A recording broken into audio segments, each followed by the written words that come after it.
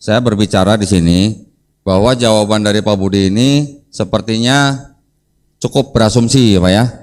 Karena di sini dikatakan Lukas 8:45, lalu kata Yesus, siapa yang menjamah aku? Dan karena tidak ada yang mengakuinya, berkatalah Petrus, orang banyak mengerumuni dan mendesak engkau. Ini orang banyak mengerumuni Yesus. Padahal di Yesaya 53 ayat 3 dikatakan ia dihindari orang. Bagaimana orang yang dihindari tapi dikerumuni orang banyak? Mereka memang tidak percaya Yesus. Tapi apakah Dan seluruh perjanjian baru yang menolak Yesus jauh lebih banyak. Bukan perjanjian baru tapi keempat kitab Injil yang menolak Yesus jauh lebih banyak daripada yang menerima Yesus. Dan itu berlaku sampai zaman sekarang. Dari mana orang Yahudi kok punya otoritas untuk menafsirkan Tanakh ya Pak ya? Sekarang kalau yang berhak menafsirkan perjanjian baru itu siapa Pak? Silakan Pak.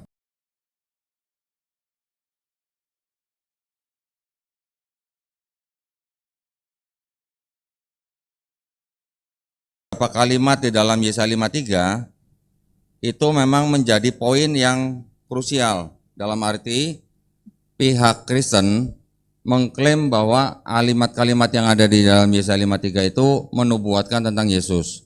Saya tidak mulai dari ayat 1, saya langsung saja dari ayat 3. Di sini dikatakan bahwa ada kata-kata ia dihina dan dihindari orang. Seorang yang penuh kesengsaraan dan biasa menderita kesakitan, ia sangat dihina sehingga orang menutup mukanya terhadap dia dan bagi kita pun dia tidak masuk hitungan. Tetapi sesungguhnya penyakit kita lah yang ditanggungnya dan kesengsaraan kita yang dipikulnya, padahal kita mengira dia kena tulah, dipukul dan ditindas salah. Tetapi dia tertikam oleh karena pemberontakan kita, dia diremukan oleh karena kejahatan kita, ganjaran yang mendatangkan keselamatan bagi kita ditimpakan kepadanya, dan oleh bilur-bilurnya kita menjadi sembuh. Kita sekalian sesat seperti domba, masing-masing kita mengambil jalannya sendiri, tetapi Tuhan telah menimpakan kepadanya kejahatan kita sekalian. Dia dianiaya, tetapi dia membiarkan diri ditindas dan tidak membuka mulutnya, seperti anak domba yang dibawa ke pembantaian, seperti induk domba yang keluh di depan orang-orang yang menggunting bulunya, ia tidak membuka mulutnya. Sesudah penahanan dan penghukuman ia terambil, tentang nasibnya siapakah yang memikirkannya. Sungguh ia terputus dari negeri orang hidup, dan karena pemberontakan umatku, ia kena tulah.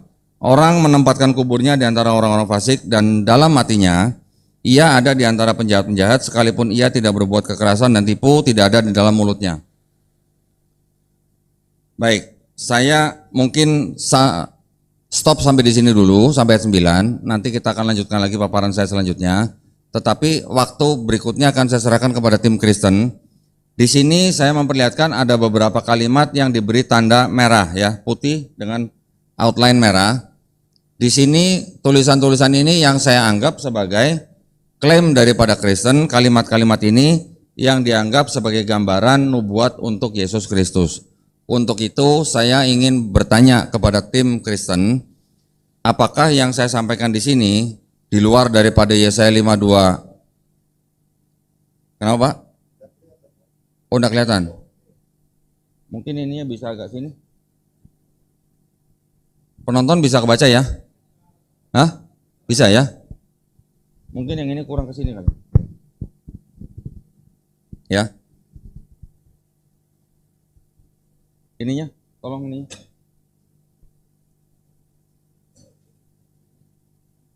Agak geser sini kali. Turun dikit. Kurang Pak Dondi, apa itu? Kurang turun. Enggak, bukan apa? Kurang kontras tuh warna-warnanya itu. Kurang kontras. Jadi susah kelihatan. Kurang. Itu yang saya tandain dengan teks putih dengan outline merah itu saya pikir jelas Pak, kelihatannya Pak.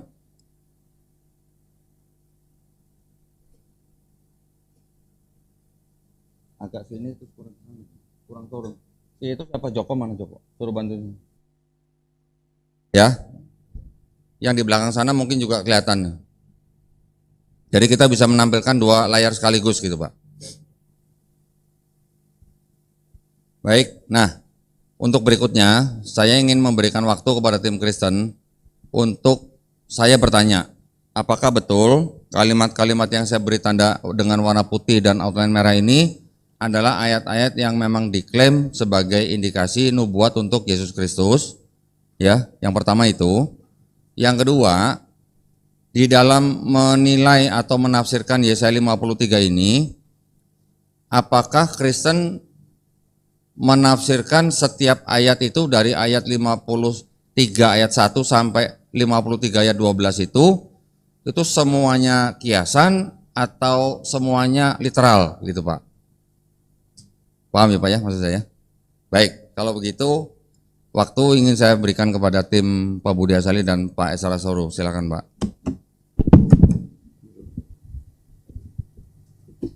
Loh, belum Pak? Bapak nggak usah apa-apain, Bapak bicara dulu, nanti baru Bapak, kalau mau menyerahkan ke saya baru Bapak pencet. Bapak pencet dulu yang hijau Pak. Bapak pencet dulu yang hijau. Nah, sekarang saya kembalikan ke Bapak, Bapak baru bicara ya. Sebentar, Bapak nggak usah pencet apa-apa lagi. Nah, sudah. Silakan. Ya, jadi memang Kristen menganggap bahwa seluruh Yesaya 53 itu adalah untuk Mesias atau Kristus, Yesus, ya. Nah, tapi tidak semua harus diartikan secara harfiah. Ya. Jadi justru saya kira itu pengetahuan umum. Jadi yang kita kepengen tahu ini adalah bahwa ya, bagaimana tanggapan pihak Islam terhadap semua klaim kami bahwa semua itu untuk Kristus. Nah, sebenarnya itu yang kita ingin dengar di bagian awal ini.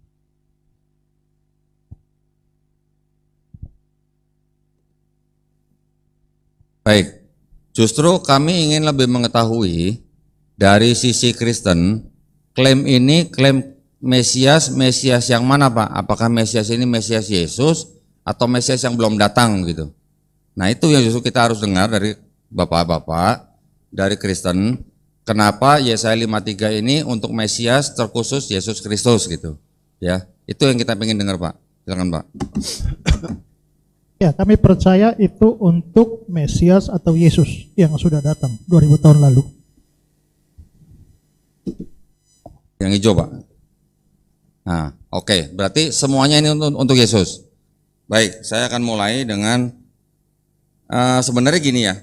Pertama-tama bahwa saya ingin menyatakan perjanjian lama yang Bapak punya itu kan sebenarnya bukan murni punya Kristen. Pertama.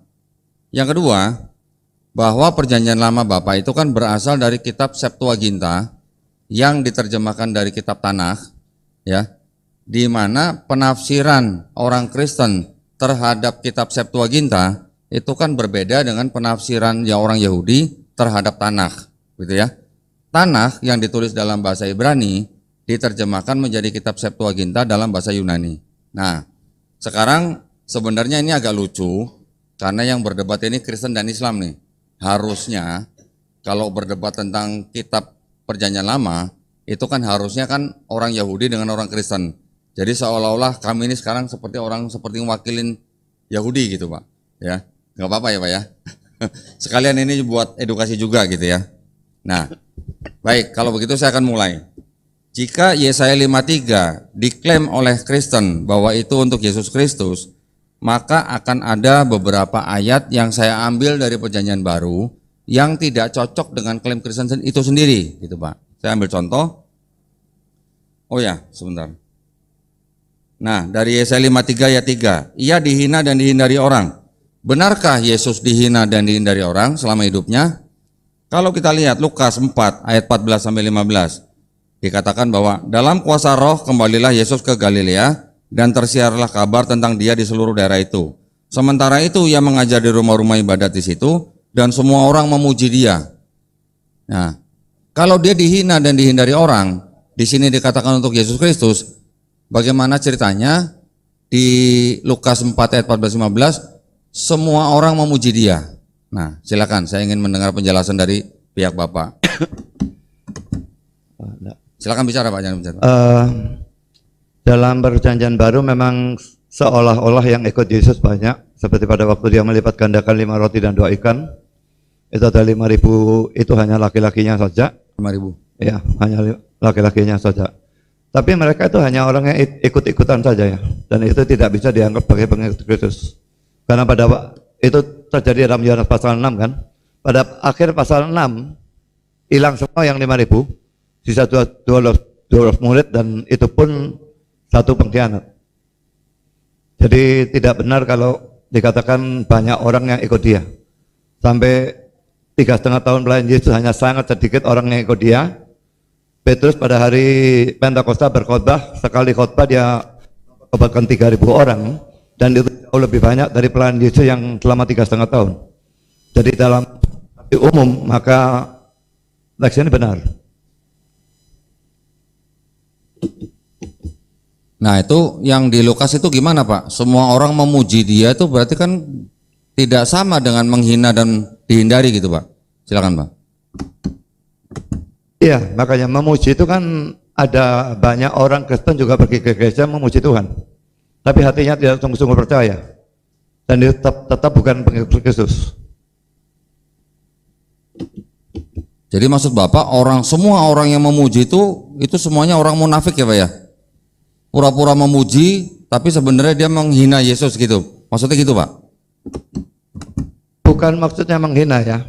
Orang bisa punya iman yang namanya iman intelek, otaknya mengerti, otaknya percaya, tapi perasaan dan kehendaknya tidak ikut, dan itu tidak bisa disebut sebagai iman. Dia mungkin mengira dia percaya, tapi dia tidak percaya. Nah, sepertinya jawaban Pak Budi berasumsi ya Pak ya. Kalau dilihat di sini, ketika Yesus kembali ke Galilea, tersiarlah kabar tentang dia di seluruh daerah itu.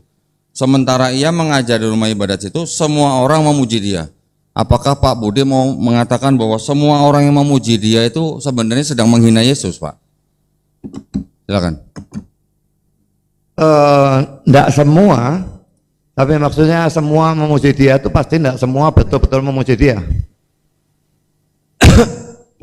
Nah, baik. Kalau begitu kita bisa melihat, saya berbicara di sini bahwa jawaban dari Pak Budi ini sepertinya cukup berasumsi ya Pak ya.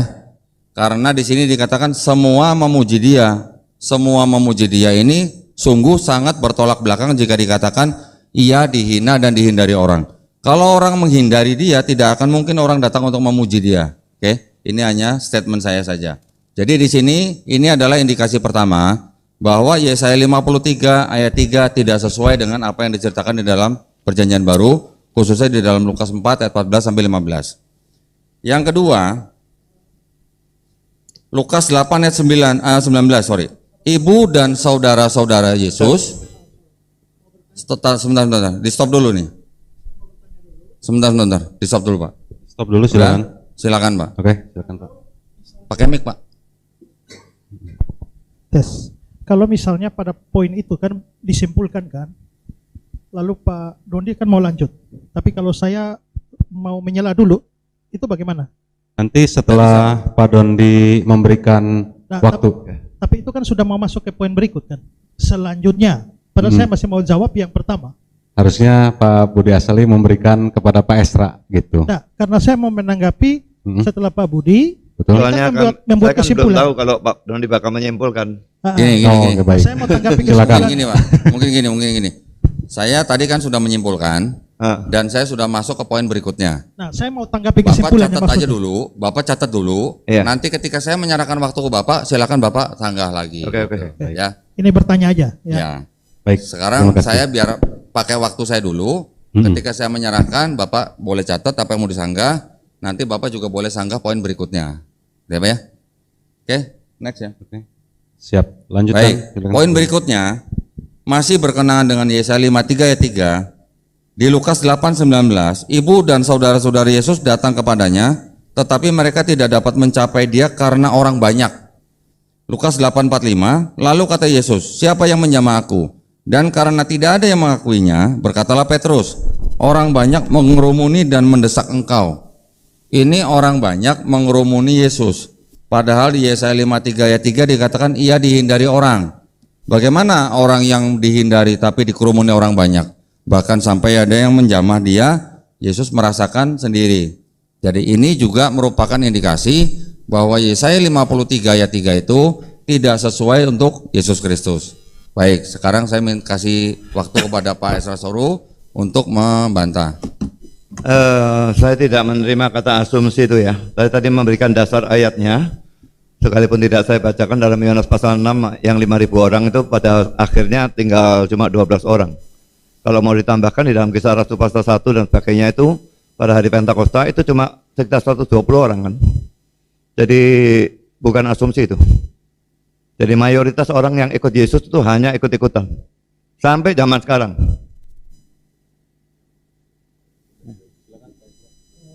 Terkait dengan kesimpulan tadi juga kelihatannya Pak Dondi itu sangat menekankan pada semua orang.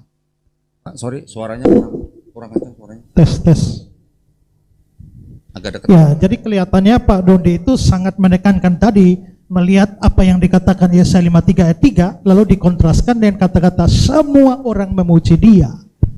Nah, tapi masalahnya teks itu juga tidak bilang bahwa semua orang menghindari dia, semua orang kan?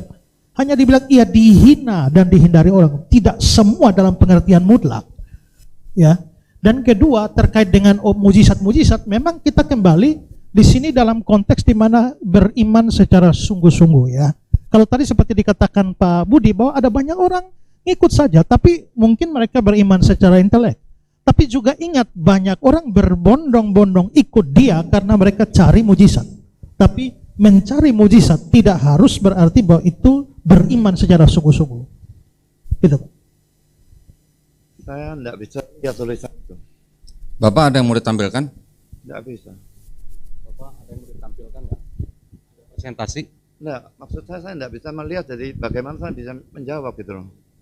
Susah sekali, Mbak. Di belakang aja Pak tuh. Begini, kalau saran, mungkin itu backgroundnya tuh nggak usah dipakai kan, supaya putih saja. Kontrasnya itu loh yang Di stop dulu waktunya. membuat Waktunya di stop dulu susah waktunya. terbaca. Waktunya di stop dulu. Oke. Coba bisa ditunjukkan punya saya Sebentar. di layar. Nah, itu mungkin kalau bisa nggak pakai background. Tunjukkan punya saya. Kalau ini kan lebih jelas ya. Ya. Waktunya Pak Budi bisa pakai itu kawan. Enggak, maksud saya kalau yang sana bisa ditunjukkan model seperti begini loh supaya lebih jelas gitu loh. Nah, gini aja Pak. Iya, jadi Kalau saya tadi saya tunjukkan nggak jelas, Bapak kan dengar tadi saya mengatakan Yesaya 53 ayat 3. Iya, Nah, tapi Lukas Bapak 8 kan kan, sekarang perlu saya, misalnya Lukas 8 kan perlu saya lihat konteksnya. Kalau saya enggak bisa ngelihat, saya susah juga lihat Oh, itu konteksnya. aja yang dioper sini. Hah? Yang Bapak nggak bisa lihat tadi yang punya saya kan? Iya. Ya. Bapak tinggal buka di Bible Bapak Yesaya 53 ayat 3 kan isinya Bapak juga tahu kan?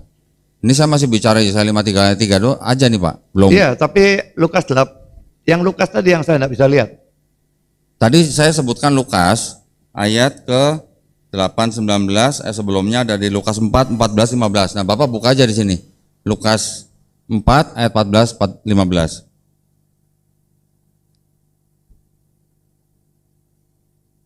Oke. Nah, itu kan ada. Nah, silakan. Ya, kita mau lanjut ya Pak ya, timernya ya. Gimana Pak? Kita mau lanjut timer dari pihaknya Kodonditan. Kita lanjut ke Bisa lanjut, Kodonditan Pak? dulu ya. Baik. Oke.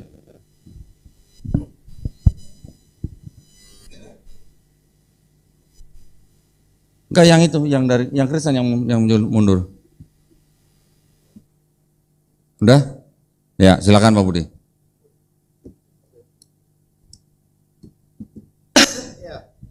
Lukas 14, 15 ya. Dalam kuasa roh, kembalilah Yesus ke Galilea, dan tersiarlah kabar tentang dia di seluruh daerah itu. Sementara itu ia mengajar di rumah-rumah ibadat di situ dan semua orang memuji dia. Kalau Pak Dondi bilang betul-betul semua orang memuji dia ini betul-betul percaya kepada dia, maka ini bisa dibaca terus. Dia berkhotbah, ya. Lalu dia mengutip dari kata-kata Nabi Yesaya ini dalam ayat 18. Roh Tuhan ada padaku oleh sebab ia telah mengurapi aku untuk menyampaikan kabar baik pada orang-orang miskin dan ia telah mengutus aku untuk memberitakan pembebasan pada orang-orang tawanan dan sebagainya. Lalu ayat 20, kemudian ia menutup kitab itu, memberikannya kembali kepada pejabat itu, lalu duduk, dan mata semua orang dalam rumah ibadat tertuju kepadanya. Lalu ia mulai mengajar mereka, katanya, pada hari ini genaplah nas ini sewaktu kamu mendengarnya. Dan semua orang itu membenarkan dia, dan mereka heran akan kata-kata yang indah yang diucapkannya. Lalu mereka berkata, bukankah ia ini anak Yusuf? Maka berkatalah ia kepada mereka, tentu kamu akan mengatakan pepatah ini kepadaku, hai tabib, sembuhkanlah dirimu sendiri. Perbuatlah di sini juga, di tempat asalmu ini, segala yang kami dengar telah terjadi di Kapernaum. Dan katanya lagi, aku berkata kepadamu, sesungguhnya tidak ada nabi yang dihargai di tempat asalnya. Jelas bahwa mereka tidak percaya, mereka bahkan diserang oleh Yesus sendiri. Jadi bukan asumsi. Oke, kalau begitu berarti ada dua kondisi di mana Yesus banyak dipuji-puji orang, banyak dikerumuni orang, ya, banyak yang mengejar Yesus karena minta ingin disembuhkan dan segala macam. Tetapi juga ada kondisi juga Yesus juga menyerang orang-orang Yahudi juga, terutama ahli-ahli Farisi. Berarti ada dua kondisi yang tidak sama maksud saya Pak dengan Yesaya 53 ayat 3 gitu. Ya. Di dalam Yesaya 53 tidak ada kan yang mengatakan bahwa Mesias itu atau iya itu nanti akan dikerumuni orang, dipuji orang gitu. Nah, dua kondisi yang berbeda di dalam perjanjian baru inilah Pak yang saya maksud tidak sesuai dengan Yesaya 53 gitu. Jadi besar kemungkinan dan pasti itu bukan untuk Yesus gitu Pak. Silakan Pak. Ini kan nubuat ya. Jadi Yesaya 53 kan nubuat ya. Jadi tentu tidak mungkin yang di dalam Lukas 4 ditulis di sana juga. Tidak jadi nubuat nanti kalau seperti itu. Jadi dia menubuatkan dengan bahasanya dia dan pengendapannya modelnya seperti ini. Dan seluruh perjanjian baru yang menolak Yesus jauh lebih banyak. Maaf, bukan perjanjian baru tapi keempat kitab Injil yang menolak Yesus jauh lebih banyak daripada yang menerima Yesus. Dan itu berlaku sampai zaman sekarang. Orang-orang yang masuk ke gereja jauh lebih banyak yang Kristen KTP daripada yang Kristen sungguh-sungguh. Oke. Selain itu, ya kalau kita belajar menafsir yang baik, ya kalau Pak Dondi langsung melihat karena ada berbondong-bondong orang, lalu langsung dikontraskan dan kemungkinan besar bahkan dipastikan bahwa itu bukan Yesus. Nah itu namanya penafsiran yang tidak memperhatikan konteks Yesaya ini Pak. Karena Yesaya 53 ini konteksnya ini kan penderitaan hamba Tuhan itu. Nah kalau Kristen menafsirkan kepada Yesus maka dalam konteks penderitaan, misalnya dalam Matius 27:39 orang-orang yang lewat di sana menghujat dia sambil menggelengkan kepala. Pasal ayat 41. Demikian juga imam-imam kepala bersama ahli Taurat tua-tua mengolok-olok dia. Bahkan penyamun-penyamun disalibkan bersama-sama dia mencelanya. Demikian juga ayat 44. Jadi kalau kita perhatikan konteks hamba Tuhan yang menderita, maka justru cocok dengan Yesus. Kalau Bapak melarikan ke Lukas pasal 4 yang bukan konteks penderitaan, ya Bapak tafsir Yesaya 53 di luar konteks. Makanya Yesus nggak masuk ke situ, padahal konteksnya penderitaan, gitu Pak. Benar. Baik, kalau Bapak bicara konteks Yesaya 53 ini, ya, apakah yang Bapak maksud dengan konteks itu sesuai dengan pemahaman Kristen itu sama dengan pemahaman orang Yahudi yang mempunyai kitab tanah, Pak? Silakan, Pak. Saya minta ulang pertanyaannya. Ini gimana? Saya ngomong aja tapi waktunya di Bapak ya. Ya. Apakah pemahaman konteks Bapak terhadap Yesaya 53 itu sama dengan pemahaman orang Yahudi tentang Yesaya 53? Silakan Pak. Ya, saya percaya sama. Dan konteks bisa konteks jauh, bisa konteks dekat. Dan konteks dekat ini kita sudah bisa lihat memang ayatnya bicara hamba Tuhan yang menderita, seluruh ayat itu. Jadi kalau tentang penderitaan Bapak larinya ke yang non penderitaan, ya kan Bapak out of context. Udah? Ya. Nah, belajar mencet Pak sekarang Pak. Udah ya? Baik. Kalau Bapak bilang sama, kira-kira menurut Bapak sebagai pemilik kitab tanah, orang Yahudi memahami Yesaya 53 itu untuk siapa Pak? Silakan Pak.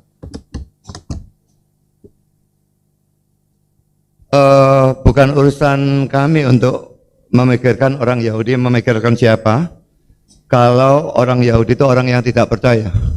Tapi kalau orang Yahudi itu orang yang percaya, saya yakin dia akan menganggap seluruh Yesaya 53 itu untuk Yesus. Jadi Matius mengutip, lalu Yohanes mengutip, lalu Paulus mengutip ya. Paulus mengutip. Saya lupa ada beberapa kutipan Dan itu semua adalah orang-orang Yahudi. Jadi tergantung sekarang Yahudi yang mana gitu. Jadi yang Bapak maksudkan Yahudi yang mana? Soalnya ya para penulis perjanjian baru yang mengutip Yesaya 53 dan dari kepada Yesus juga orang Yahudi.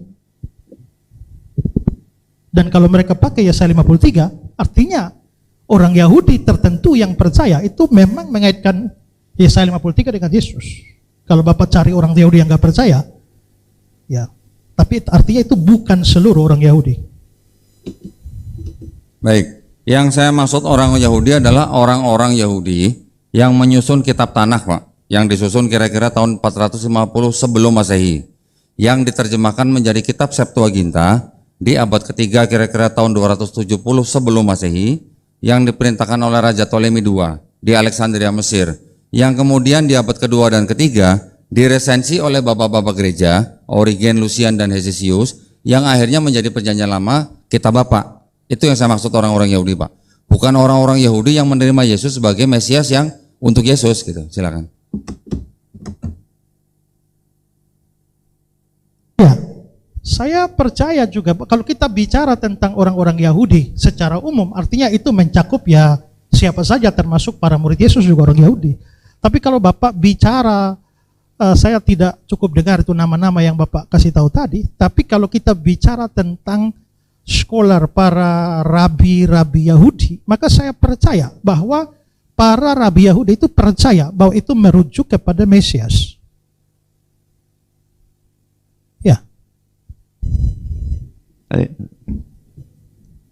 Secara sama saya kira saya bisa berkata gini ya.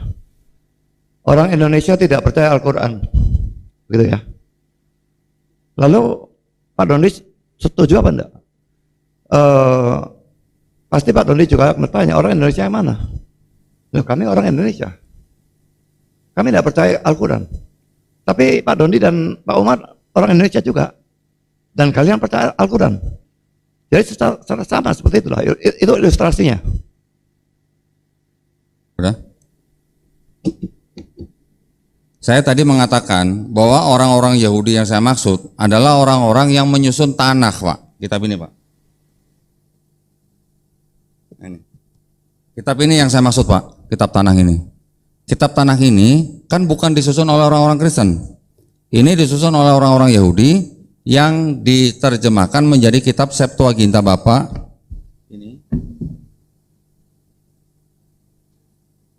Ini yang menjadi bahasa Yunani. Yang mana di dalam sini ini sudah diresensi, Pak, oleh bapak-bapak gereja. Tadi mungkin saya terlalu cepat ngomongnya. Bapak gereja Origen, Bapak gereja Lucian, dan Bapak gereja Hesisius. Lucian disebutkan oleh Jerome ketika beliau menyusun Vulgata, Pak. Nah, jadi yang saya maksud dengan perspektif daripada orang Kristen yang ada di dalam sini, dengan perspektif orang-orang Yahudi yang disebut dengan orang-orang Yahudi Rabinik yang memiliki otoritas untuk menafsirkan ini berbeda, Pak.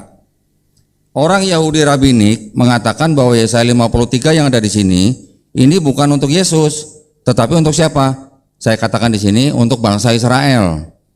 Untuk bangsa Israel yang dianggap sebagai bangsa yang banyak dipersekusi di seluruh dunia.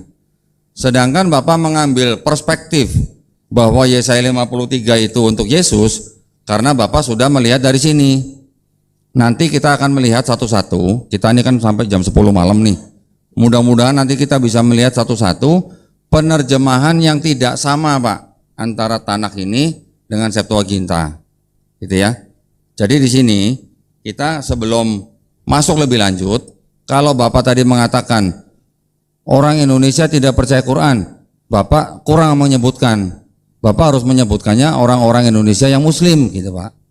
Kalau saya menyebutkan orang-orang Yahudi, tadi saya sudah memisahkan antara orang-orang Yahudi Rabinik dengan orang-orang Yahudi yang Mesianik. Ada memang orang-orang Yahudi yang percaya Yesus sebagai Mesias, tetapi sebagian besar orang Yahudi yang menggunakan kitab mereka, kitab Tanakh, mereka tidak menerima Yesus sebagai Mesias yang dijanjikan. Untuk itu mereka juga memahami Yesaya 53 itu bukan untuk Yesus, tetapi untuk bangsa Israel itu sendiri. Nah, mungkin sebelum saya serahkan waktunya, Bang Umar ada yang mau ditambahkan? Silakan. Ya, baik. terkait dengan narasi dari Pak Esra Soru yang mengatakan bahwa Yesaya 53 itu konteksnya ke Melek Hamasya atau Raja Mesias.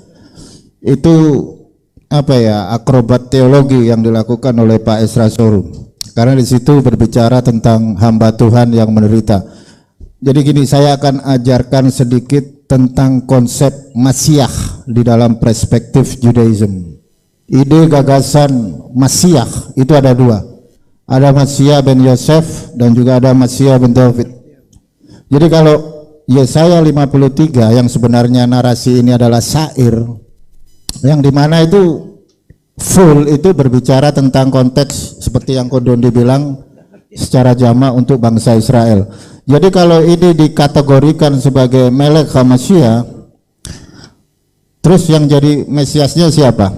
Sementara kalau kita ngelihat perspektif Judaism, ada dua konsep Mesias. Masiah ben Yosef itu dari suku Efraim, terus Masiah ben David itu dari suku Yehuda.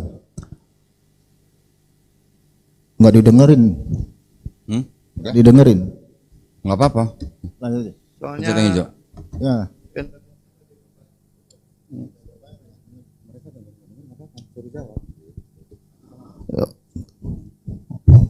Mohon di ini lagi Pak, lampu merah ini dipencet lagi.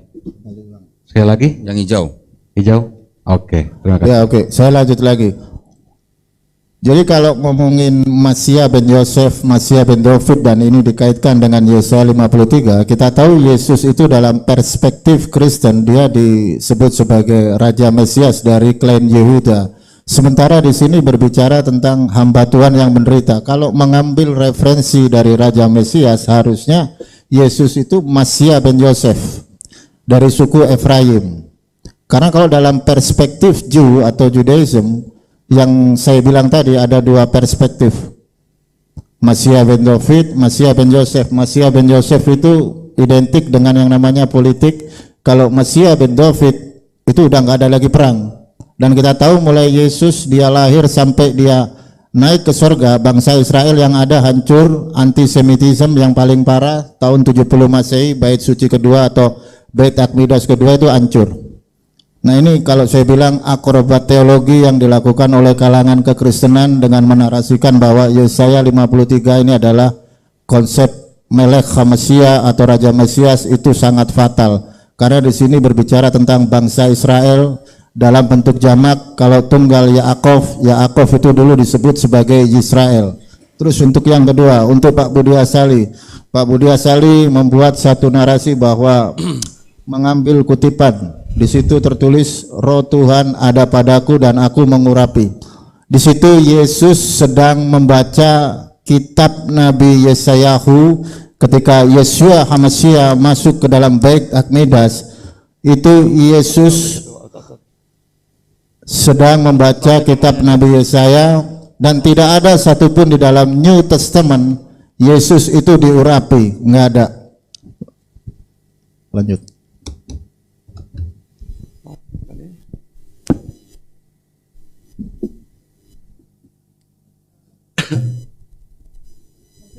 Sebelum itu, kalau dikatakan bahwa para rabi Yahudi percaya itu Israel,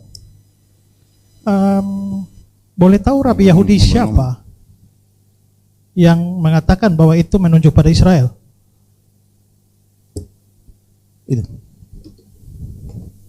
Ngomong. Di sini Torah, Nevim, Ketuvim ada satu otoritas yang dikenal sebagai Rasi. Rasi itu akronim dari Rabbi Shlomo Yisaki.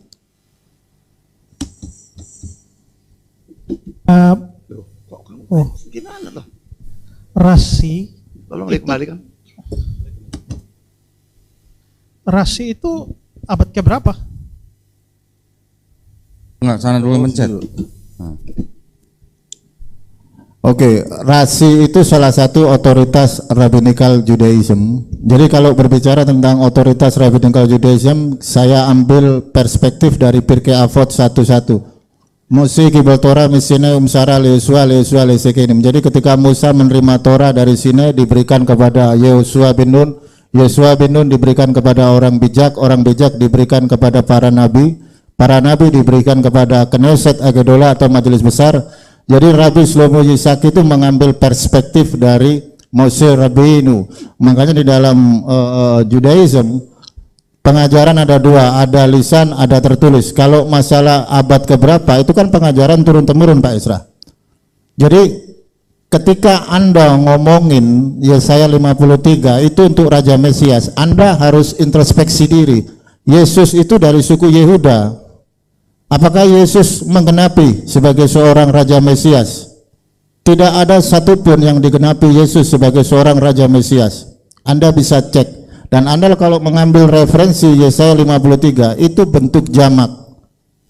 Hamba Tuhan. Kalau Yesus itu hamba Tuhan, bagaimana Anda mengimani Yesus sebagai pribadi kedua dari Trinitas? Tres personae una substantia discreti non separati. Itu sangat paradoks. Thank you. Anda ngomong terlalu banyak di luar yang saya tanyakan. Saya tanyakan abad berapa, lalu Anda jawab bahwa itu ajaran turun-temurun. Kalau ajaran turun-temurun itu berarti bahwa sebelum rasi bisa dilacak ke belakang bahwa mereka punya pandangan yang sama dengan rasi. Dan apakah semua rabi-rabi itu mempunyai pandangan yang sama dengan rasi? Kalau bisa tolong buktikan. Silakan. Ya contoh aja, sepanjang Torah, Nevim, Ketuvim, bahkan sampai Esra, Nehemia tidak menempatkan nama Yeshua HaMashiach. Sekarang Anda membuat satu perspektif kepada saya. Saya balik, tunjukkan sama saya secara letterlex di dalam Yesaya 53 itu untuk Yeshua HaMashiach. Beban pembuktian ada pada Anda ya. Anda yang mengatakan turun-temurun. Tidak bisa beban pembuktian diberikan kepada kami. Tunggu Pak. Bapak kan juga klaim bahwa Yesaya 53 itu untuk Yesus kan Pak? Ya. Betul. Berarti Bapak juga harus membuktikan bahwa itu untuk Yesus juga gitu. Nanti kita akan membuktikan bahwa Yesaya 53 itu untuk bangsa Israel. Bapak buktikan bahwa Yesaya 53 untuk Yesus. Oke. Sekarang pertanyaannya tadi kan Bapak tanya rasi di abad keberapa? Beliau wafat di abad ke-12, 1105. Pertanyaan Bapak tadi kalau sebelum rasi, apakah pandangannya sama? Dari awal tadi kita sudah bicara kan, Bapak juga bilang tadi ada Yahudi juga yang ikut menulis perjanjian baru, yang mereka juga percaya bahwa Yesus adalah Mesias yang dijanjikan. Tetapi sesuai dengan kitab ini yang istilahnya tidak mengakui Yesus sebagai Mesias, karena memang apa? Karena memang ajaran Yahudi yang menulis perjanjian baru itu sudah dipengaruhi oleh paganisme Romawi dan juga Helenisme Yunani kuno. Itu yang menyebabkan beda Pak. Ya, ini pernyataan dari saya, bukan pertanyaan ini. Ini pernyataan. Nanti saya bisa buktikan. Jadi, ketika Bapak bilang bahwa Yesaya 53 untuk Yesus, itu benar apa yang dikatakan Umar tadi, bahwa itu adalah sebuah akrobat teologi, pemaksaan teologi, bahwa Yesaya 53 untuk Yesus karena ada beberapa kalimat-kalimat yang memang dikutip oleh penulis PB. Bukan berarti itu udah pasti benar kalau yang ditulis PB, karena orang menulis PB itu banyak sekali mengutip dari PL gitu. Tadi saya juga mengatakan bahwa PL ketika menjadi PL itu kan sudah diresensi Pak oleh bapak-bapak gereja, Origen, Lucian dan Hesesius, baru menjadi Vulgata oleh Jerome.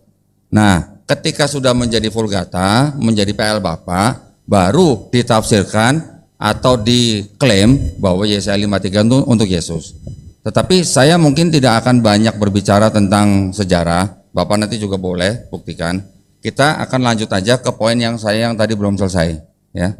Saya akan buktikan di sini supaya ini juga buat para pemirsa. Di dalam Yesaya 53, tolong ditampilkan. Di dalam Yesaya 53 banyak disebutkan kata hamba, ya.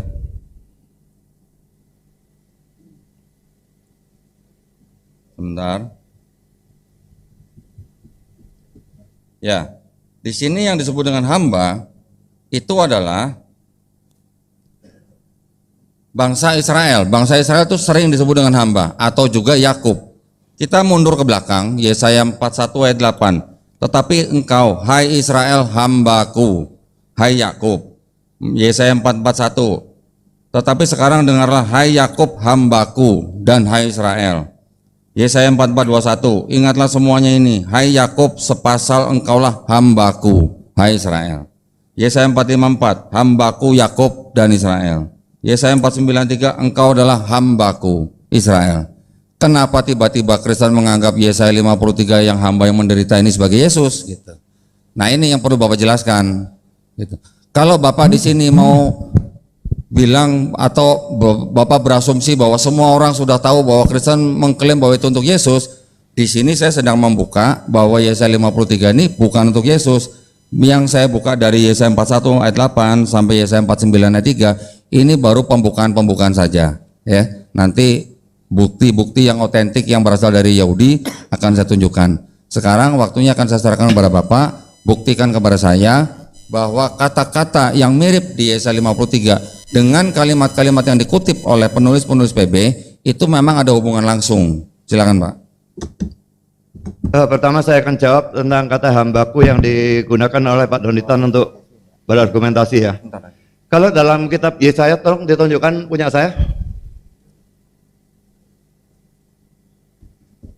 Jadi bisa dilihat di situ Yesaya 20 ayat 3 itu hambaku Yesaya. Ya. Yesaya 22 ayat 20 hambaku Eliakim bin Hilkiah. Lalu Yesaya 37 ayat 35 Daud hambaku. Yesaya 41 ayat 8 hai Israel hambaku, hai Yakub. Dan ini memungkinkan tipologi kalau yang ayat ini. Lalu ayat 41 ayat 9 engkau hambaku, aku telah memilih engkau dan tidak menolak engkau. Ini gabungannya dengan ayat 8, berarti ini memungkinkan tipologi untuk Kristus. Lalu Yesaya 42 ayat 1, hambaku yang kupegang orang pilihanku, aku telah menaruh rohku. Saya kira ini untuk Kristus juga. Lalu siapa yang buta selain hambaku dan tuli seperti yang kusuruh, dan siapa yang buta seperti suruhanku, dan sebagainya. Lalu Yesaya 43 ayat 10, kamulah saksi-saksiku firman Tuhan dan hamba-hambaku yang telah kupilih, supaya kamu tahu dan percaya kepadaku. Ayat pasal 44 ayat 1, hai Yakub hambaku, hai saya yang telah kupilih. 44 ayat 2, hai hambaku Yakub. Jadi kalau nggak usah saya bacakan, semua sudah kelihatan bahwa kata hambaku diterapkan kepada banyak sekali orang. Jadi kalau mau diterapkan hanya kepada bangsa Israel, itu sudah tidak masuk akal. Berarti ambil hanya comot ayat-ayat tertentu, tapi tidak menghiraukan ayat yang lain. Lalu saya akan memberikan dasar Alkitab kami, karena debat ini disetujui berdasarkan Alkitab ya. Jadi Matius 8 ayat yang ke-17 itu mengutip dari Yesaya 53 ayat yang keempat. Ini saya bacakan ayat 17-nya saja. Hal ini terjadi supaya genaplah firman yang disampaikan oleh Nabi Yesaya, dialah yang memikul kelemahan kita dan menanggung penyakit kita. Dari Yesaya 53 ayat 4. Lalu Lukas 22 ayat 37, ia akan terhitung di antara pemberontak-pemberontak itu diambil dari Yesaya 53 12. Lalu Yohanes 12 ayat 37 38 yang disampaikan oleh Nabi Yesaya, Tuhan, siapakah yang percaya kepada pemberitaan kami dan kepada siapa tangan kekuasaan Tuhan dinyatakan? Itu jelas juga dari Nabi Yesaya, ya, dan jelas dari ayat yang pertama saya kira ya.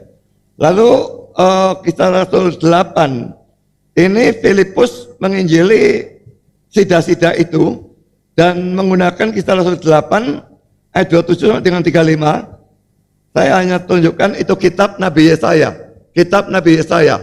Lalu nas yang dibacanya ayat 32 ya, berbunyi seperti berikut. Seperti seekor domba ia dibawa ke pembantaian, dan seperti anak domba yang keluar di depan semua orang yang menguntit bulunya, demikianlah ia tidak membuka mulutnya. Dalam kehinaannya berlangsunglah hukumannya. Siapakah yang akan menceritakan asal-usulnya? Sebab nyawanya diambil dari bumi. Jadi ini dikutip dari Yesaya 53 7 dan 8. Lalu poin kelima, Roma 10 ayat 16. Tapi tidak semua orang telah menerima kabar baik itu. Yesus sendiri berkata, Tuhan, siapakah yang percaya kepada pemberitaan kami? Ini Yesaya 53 ayat 1. Lalu 1 Petrus 2 ayat 22 dan 20 sampai 25. Ia tidak berbuat dosa dan tipu tidak ada dalam mulutnya. Itu diambil dari pasal 53 ayat 9b. Ketika ia dicaci maki, ia tidak membalas dengan mencaci maki. Ketika ia menderita, ia tidak mengancam, tapi menyerahkannya kepada Dia yang menghakimi dengan adil. Ia sendiri telah memikul dosa kita dalam tubuhnya di kayu salib. Sebab kita yang telah mati dalam dosa, hidup oleh kebenaran. Oleh biru-birunya kamu telah sembuh. Ini dari Yesaya 3 ayat 5b. Sebab Stop. Tahan dulu.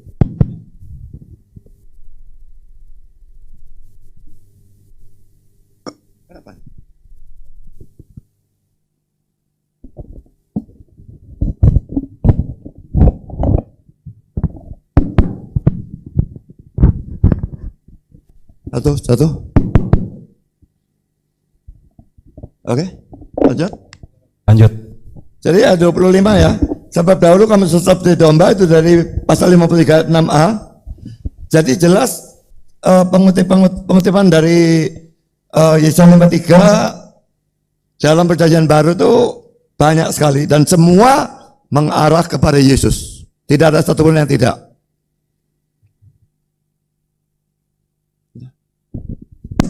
Oke, jadi Pak Budi telah menunjukkan ayat bahwa dalam konteks kitab Yesaya, tadi kan Pak Dondi menunjukkan ayat-ayat hamba itu adalah Israel, sehingga lalu menyimpulkan hamba di Yesaya itu adalah Israel. Pak Budi telah menunjukkan bahwa kata hamba tidak semuanya menunjuk pada Israel, tapi pada individu-individu. Pertanyaan saya, kalau ada dua kelompok hamba, pertama itu kolektif dan kedua individual, apa dasarnya Pak Dodi sampai memilih yang kolektif untuk di pasal 53? Dasarnya apa? Kedua, tentang Pak Umar ya, Pak Umar tadi, wah itu ngomong banyak seperti mengajar saya. Saya mau bertanya, jadi Pak Umar, apakah Islam percaya Taurat Yahudi? Ya, lalu berikut, tadi menarik, saya lupa siapa yang ngomong bahwa yang percaya bahwa itu bukan Israel dan menunjuk pada Mesias itu adalah akrobat ya. Saya belum mendapatkan jawaban tadi, apakah kalau itu tradisi turun-temurun yang diungkapkan oleh Rasi, apakah ada rabi-rabi sebelum Rasi yang memang mempunyai pandangan yang sama bahwa itu adalah Israel? Dan apakah semua rabi sebelum Rasi, semua seragam dengan Rasi? Seperti Pak bilang turun-temurun. Nah, saya minta data untuk tentang itu. Saya ingin tambahkan, jadi kalau dikatakan dia itu ditolak orang ya, atau dihindari orang, itu terjemahannya sebetulnya rejected, jadi ditolak ya. Atau ada yang mengatakan ditinggalkan ya. Jadi King James dan RSV, NIV rejected, tapi NASB forsaken atau ditinggalkan. Jadi ini menunjukkan bahwa Kristus ditolak oleh manusia, dan ini ayat dasarnya ya, bukan asumsi. Yohanes 1 ayat 11, ia datang kepada milik kepunyaannya, tapi orang-orang kepunyaannya itu tidak menerimanya. Tentu saja yang dimaksudkan ini adalah bangsa Israel ya. Lalu Yohanes 3 ayat 19, dan inilah hukuman itu. Terang, ini terang menunjuk pada Yesus, telah datang dalam dunia. Tapi manusia lebih menyukai kegelapan daripada terang, sebab perbuatan-perbuatan mereka jahat. Jadi bukan asumsi, kamu punya rumus. Nah, kalau nggak asumsi berarti tadi yang Lukas bagaimana Pak? Yang mengerumuni Yesus Pak? Silakan Pak. Saya sudah jawab itu tadi ya. Kan itu berkontradiksi Pak. Yang satu bilang mengerumuni, yang satu bilang menghina, menghindari gitu mana? Saya kira sudah saya jawab tadi ya. Jadi mereka cuma kelihatannya saja percaya, kelihatannya saja mengikut, tapi mereka meninggalkan dia. Karena ayatnya sudah saya bacakan konteksnya tadi ya. Nah, itu yang saya katakan asumsi Pak. Kenapa saya katakan asumsi? Karena Bapak menganggap semua orang yang mengerumuni dan memuji Yesus, Bapak anggap sebagai orang yang munafik sebenarnya tidak memuji Yesus. Itu yang saya anggap asumsi Pak. Karena ada orang yang sampai berterima kasih karena disembuhkan oleh Yesus. Ada ibu-ibu yang sampai menjamah jubah Yesus. Berarti kan mereka sebenarnya bukan menghina Yesus, tetapi kan mereka juga sebenarnya kan memuji gitu loh. Atau mengharapkan bantuan, mengharapkan mujizat dari Yesus. Nah, itu yang saya katakan asumsi. Bapak menganggap semua orang yang mengerumuni Yesus, memuji Yesus, Bapak anggap tidak semuanya karena yang ketinggalan sedikit gitu. Itu Pak maksud saya. Pak Dondi jangan shaming ya. Saya tadi sudah mengatakan bahwa tidak semua dari semua orang itu, ya. Tapi pasti ada sedikit yang percaya itu pasti ada. Tetapi mayoritas mereka tidak seperti itu. Jadi saya tidak mengatakan semua orang menolak Yesus. Ada yang menerima Yesus, tapi tidak banyak. Jadi secara umum maka dikatakan Yesus tolak. Ya, pertanyaan saya mohon dijawab. Lah, oke. Ini ngajari Pak Esra Soru lagi ya. Saya pakai etimologi rabi. Rabi itu kan rabai bahasa Inggris, bahasa Ibrani raf, haraf. Jadi kalau berbicara tentang haraf itu berbicara tentang the great one, the great man. Jadi kalau ngomongin otoritas rabbinical Judaism berbicara tentang Moshe Rabbeinu, berbicara tentang Yosua, berbicara tentang Mordekhai, David, Hamelek, Shlomo, Hamelek, Ezra, Nehemia. Di seluruh Torah, Nevi'im, Ketuvim tidak pernah ada yang namanya Yeshua HaMashiach, nggak ada. Itu realita yang harus diterima oleh kalangan Kristen. Sementara ajaran kekristenan itu sudah menjadi produk gagal di tanah Israel. Itu realita. Semua rabi, Anda mungkin bisa bertanya, ada satu kolom ex the rabbi, Anda bisa tanya, tidak ada satupun kalangan rabbinical Judaism mengimani Yesus. Itu realita, fakta yang harus bisa diterima. Jangankan Yesus, Nabi saya aja, baginda Rasulullah enggak diterima gitu loh. Jadi kita harus fair, objektif. Ya, tadi saya tanya, kalau begitu Anda sebagai orang Islam percaya Taurat Yahudi? Ya, kedua, Anda belum jawab saya butuh data bahwa semua sebelum rasi turun-temurun itu ada data bahwa hamba Tuhan yang menderita itu Israel seperti pandangan rasi. Anda hanya menyebutkan nama kitab-kitab ini, Anda omong banyak tapi nggak jawab pertanyaan saya, Mas. Yang saya minta tuh jawaban, bukan orasi.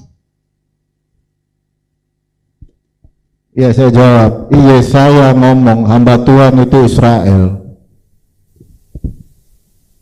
Ya, taruh. Udah belum? Udah. Kita bukan ngomong Yesaya. Anda bilang rasi itu turun-temurun. Yang saya butuh tuh selain rasi itu loh. Yang bilang turun-temurun tuh ada mana buktinya? Oke, udah. Ya. Ya, Bapak perhatikan, Rabi, Anda itu belajar, Rabai, Raf, itu otoritas. Makanya saya bilang, guru, saya ngomong dari Pirkei Avot satu-satu. Anda sekolah tinggi teologi nggak pernah diajarkan Pirkei Avot. Itu sumber primer Judaism. Mohon maaf, saya udah pernah menjadi Judaism, saya diajar oleh Rabbi Simon Peret, Rabbi Mos, terus Rabbi Cohen di bawah pengawasan Rabbi Tovia Singer. Jadi kalau Anda ngomong ke saya, tunjukkan Rabbi mana, saya ketawa gitu loh. Makanya Bapak pelajari haraf, rabai, itu otoritas. Makanya Moshe Rabbeinu, Yosua, Mordekhai, pasti Bapak tahu Mordekhai, Ezra, Nehemia, bahkan Yesaya, the great man, the great one. Jadi Anda tidak bisa memaksakan kehendak Anda yang memiliki iman Kristen. Kenapa? Karena iman nggak bisa diperdebatkan gitu loh. Realita faktanya, Torah, Nevi'im, Ketuvim tidak pernah mengimani Yesus Kristus. Itu aja. Jadi Anda jangan mencoba untuk playing victim gitu loh. Cobalah cerdas, ilmiah, dan akademis.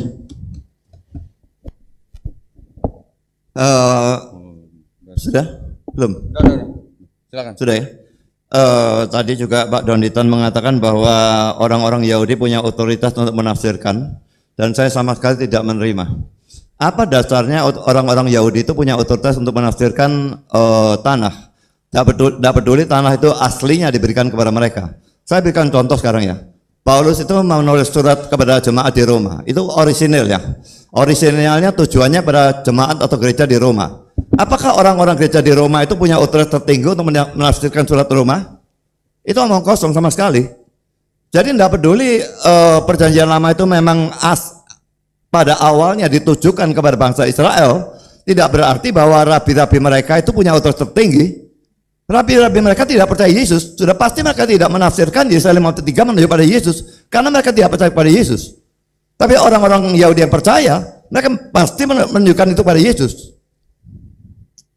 Mereka memang tidak percaya Yesus.